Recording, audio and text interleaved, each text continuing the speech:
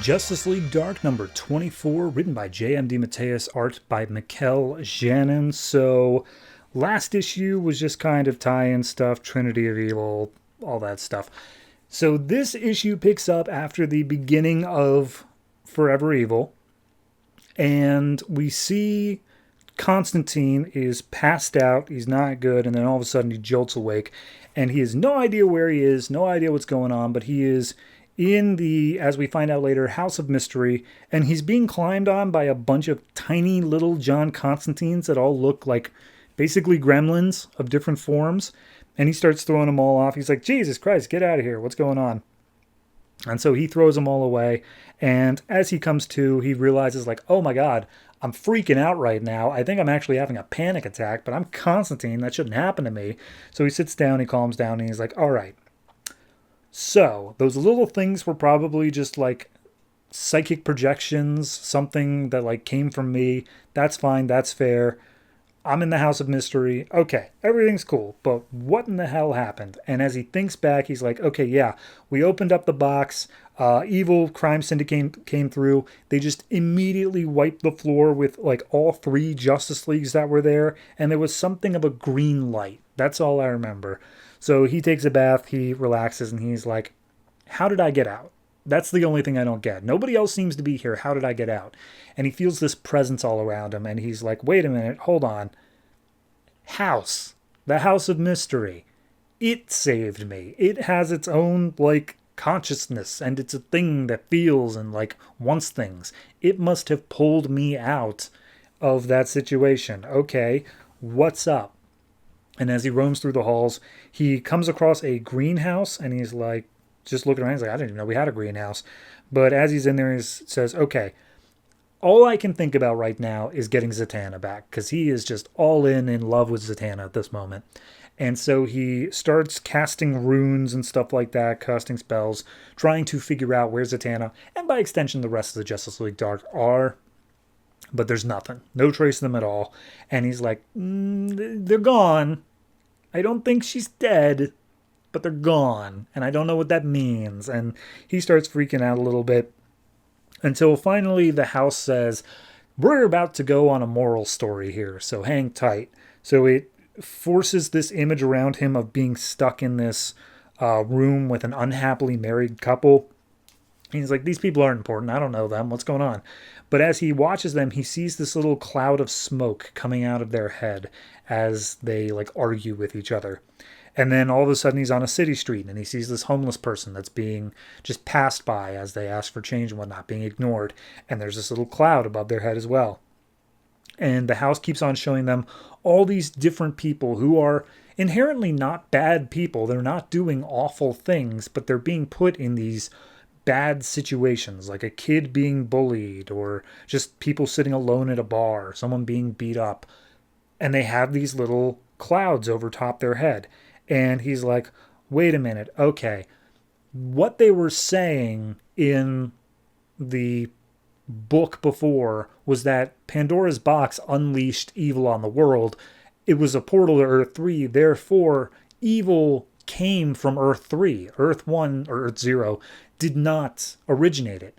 However, what he's seeing here, all these little dark entities hovering above people, it is evil. It is how evil comes to be. It's when people are put into situations that make them sad or upset or angry or whatever. That's what births sin, is people not being happy, basically. It's the injustice of the world that births evil. And we see that all of these smoke things come together and they form this giant creature. He sees it as a black serpent, and he says it is a blight on humanity. And that is what the real like birthplace of evil is. It's all of humanity's individual sins coming out and projecting on itself. So at this point the house is like, okay, I get it, house. So what's up? What am I supposed to do here? And the house shows them a reflection of the Justice League Dark, and they're all saying like, oh, you abandoned us, John. You let us die. And he's like, shut up. I didn't do that. And he smashes the mirrors. And then the Justice League Dark are just left standing there. He's just like, hey, no, we're still here. And he's like, what do you want? None of you are real. He's like, yeah, we're not real. We're just projections of your own guilt and stuff like that. So what's up? What do you want? And he manages to shake all the rest of them away, except for Zatanna. Goes on a walk with her and basically says, like, the Syndicate won, Zatanna. It's over. I can't do anything, and I'm not about to go out there and play hero again. And he's just like, I'm not here to make you be a hero. I'm here to do something to you, to cure you. And he's like, what do you mean? And she reaches inside of Constantine and seemingly pulls out his own black smoke and like removes it from him. And Constantine wakes up and he's in bed with Zatanna, and he's just like, this feels good. You know what? Even if this isn't real, I'm liking what this is. Maybe we could just chill here for a while. You've always been my light, Zatanna. And she basically says like, oh yeah, you know, there'll be plenty of time to go out and make the world better later. Let's just stay here for now.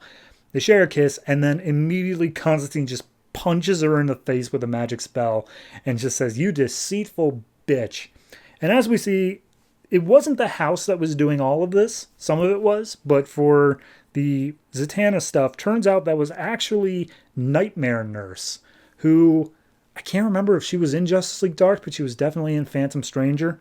And just like, hey, you know, me and you used to be close like that. What's the big deal? And he's like, I never want to think back to that time. You are absolutely too freaky for me. She's like, fair enough. Regardless, let's go ahead and pick up where we want. And she sticks him to the wall with some magic scalpels and basically says, all right, here's the deal. I cured you. I saved you because the thing that I ripped out of you was the Pandora virus, which, as it turns out, was when you open up Pandora's box, that thing that makes you turn like evil and bad. It's a thing. It's a thing that latches onto like your soul, and it makes you see only the worst things in the world. That's where he was seeing all of that sin stuff, was because of the Pandora virus. So she rid him of that and said, I did that because, one, it puts you in my debt. You owe me one. And two, it's just kind of my nature. I'm a nurse after all. I got to heal people. And she's like, what, seriously, you want to help me? And it's like, yep, we're gonna try to help the world. That's the goal right now. And I brought some reinforcements. And we see, as they step back into the greenhouse area, there is a Swamp Thing. And Constantine's like, that's not Alec Holland's Swamp Thing. And she's like, no. He seems to be gone. I made my own Swamp Thing. So we've got a new Swamp Thing that is maybe evil. I don't know. This is, if I didn't say it at the beginning, this is part one, quote unquote, of a very large tie into Forever Evil called Forever Evil Blight. And it's basically all the dark books. It's Constantine, Pandora, Trinity of, what's it called? Phantom Stranger, and of course Justice League Dark. They'll all be tying in to deal with whatever this big snake monster thing is, and, you know, the original birth of evil named Blight. So, yeah, I like it. I think it's a fine issue. I think this one's a bit too slow-paced and, like, faux philosophical for me. Like, I like how it's trying to square the circle of, okay, if evil didn't exist before Pandora's box, like, that doesn't make sense in a lot of ways. That doesn't jive with what things we've seen in the universe. So I like how this one is basically trying to take the back door of like, no. More evil came through because of Pandora's box, but there was still evil in our universe, and we're just going to be exploring that. So I'm curious to see where it goes. I'm not opposed to it. Art-wise, looks great. Mikel Janen's fantastic, as always.